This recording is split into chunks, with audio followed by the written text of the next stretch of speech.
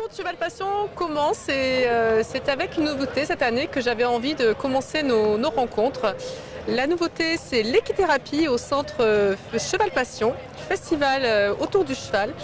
L'équithérapie, comme son nom l'indique, thérapie autour du cheval. Et j'ai à côté de moi l'équipe de l'atelier de l'équithérapie du centre hospitalier de Montfavet, section pédopsychiatrie. Bonjour les filles. Bonjour.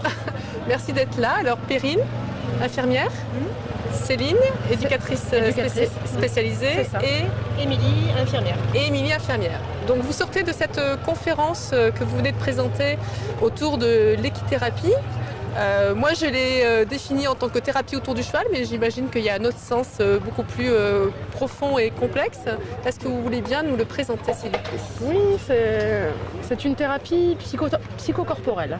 On accueille des enfants qui présentent des troubles psychiques, qui vont du champ de l'autisme aux troubles du comportement, à un côté parfois plutôt anxieux. On peut accueillir des enfants qui présentent des phobies scolaires. Et ces enfants nous sont orientés par des médecins qui font déjà partie de l'hôpital de Montfavet.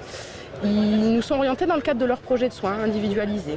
On est un atelier ressources au sein de l'hôpital de Montfavet. On utilise le cheval comme médiateur, un médiateur vivant pour cette fois, qui vient solliciter l'enfant du côté de ses émotions, mais aussi de ses perceptions.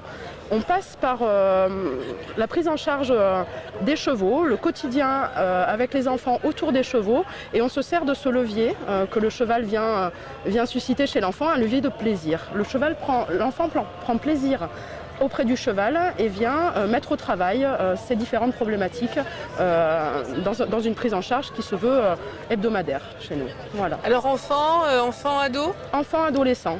On accueille un public âgé de 4 à 18 ans. Voilà, qui nous sont orientés de tout le secteur, donc de tous les départements du Vaucluse et du nord des Bouches-du-Rhône. Donc c'est un hôpital de jour, c'est un hôpital c'est un centre continuité. Comment ça se passe exactement? C'est un centre d'accueil thérapeutique à temps partiel.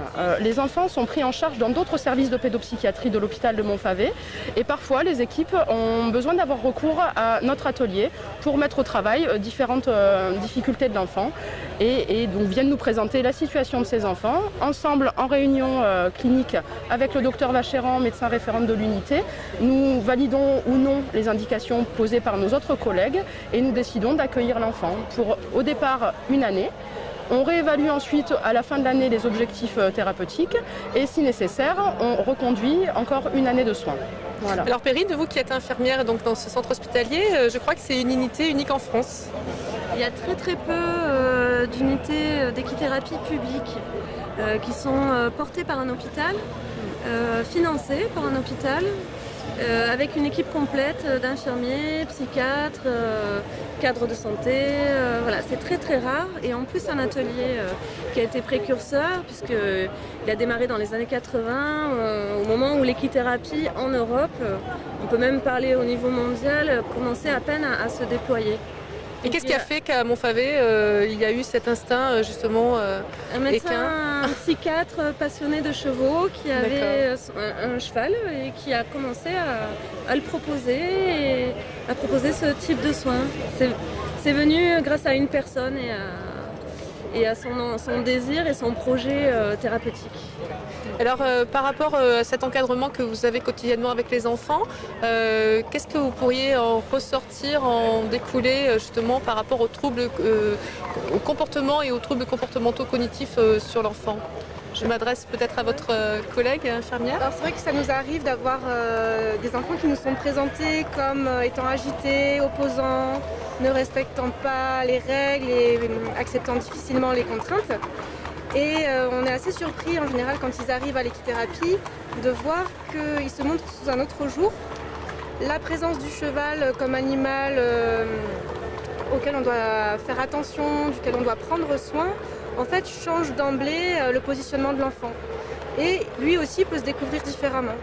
Alors Cécile parlait du plaisir, mais ce plaisir il est joint à une notion de contrainte, un rapport à la réalité qui s'impose parce que le cheval a ses propres besoins et puis il peut être dangereux. Donc voilà, l'enfant doit s'adapter. Alors comment un enfant s'adapte, Cécile, face à un animal qui fait plus de 500 kg quand il arrive face à lui? Comment ça se passe? Alors c'est là que ça devient thérapeutique. C'est une connexion qui se crée entre... C'est une connexion qui peut se créer entre l'enfant et le cheval, indépendamment d'une relation avec le soignant, mais elle est validée et elle est portée par la relation soignante. On est, nous, placés en position un peu d'expertise au regard de nos compétences équestres auprès des enfants. Donc on est l'adulte ressource qui va pouvoir apprendre les codes de communication, la manière d'entrer en relation avec le cheval. Ensuite, une fois que ces compétences sont acquises chez l'enfant, en effet, une relation unique peut se créer, indépendamment des adultes. Et c'est ça qui vient les porter et qui vient transformer les vécus parfois traumatiques, parfois difficiles pour eux. Ça vient les soutenir du côté narcissique, ça vient les revaloriser et c'est ça qui vient ensuite... Leur côté narcissique dans le bon sens, c'est-à-dire partir de zéro jusqu'à justement avoir ce ressenti d'être narcissisé. Les enfants qui se perçoivent souvent comme mauvais objets, que ce soit à l'école, parfois dans la famille, en tout cas dans leur relation avec leur père et parfois avec le monde des adultes.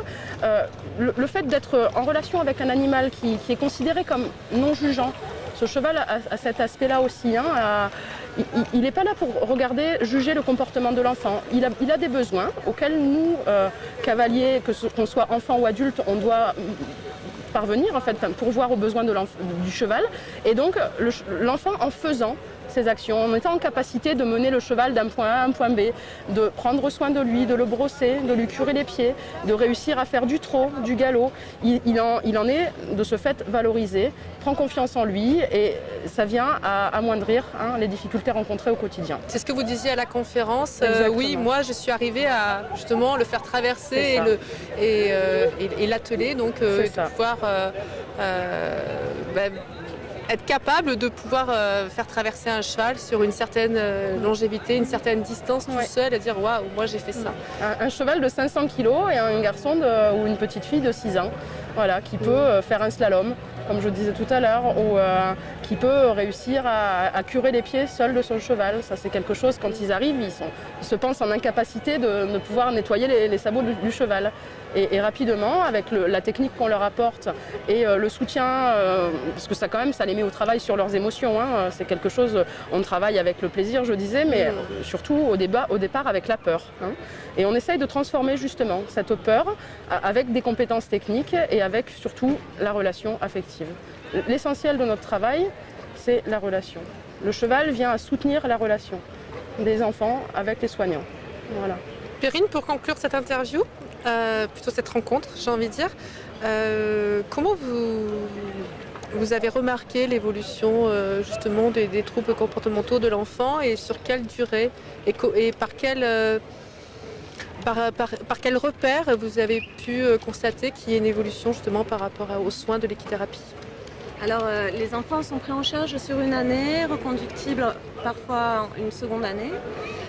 C'est pas miraculeux, ça arrive pas comme ça en quelques séances, ça prend du temps, parfois pas mal de temps.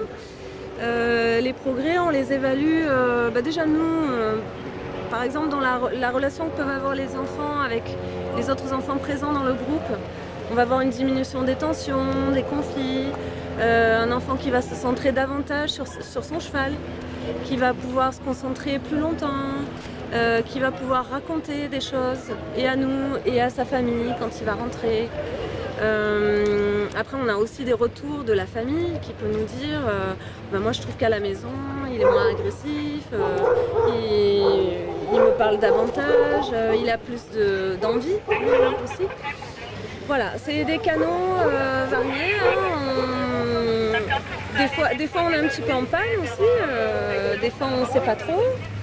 On se questionne beaucoup, on fait des réunions pour essayer de se dire là il faut quand même qu'on arrive à avancer, on ne sait pas trop comment faire.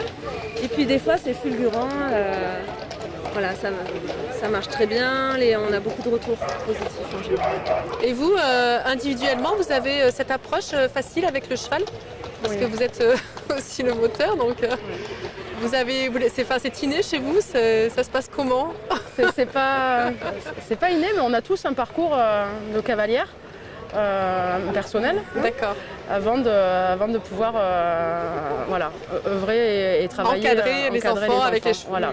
Et par exemple, il n'y a pas longtemps, on a fait un stage avec Frédéric Pignon, D'accord.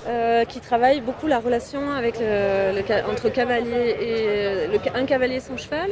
Et ça nous a apporté énormément, par exemple. Voilà. D'accord. Donc vous faites venir des intervenants justement. Alors, c'est nous qui sommes allés sur un de ces stages, mais on continue à travailler dessus. En tout cas. Merci beaucoup. Merci à vous. Merci.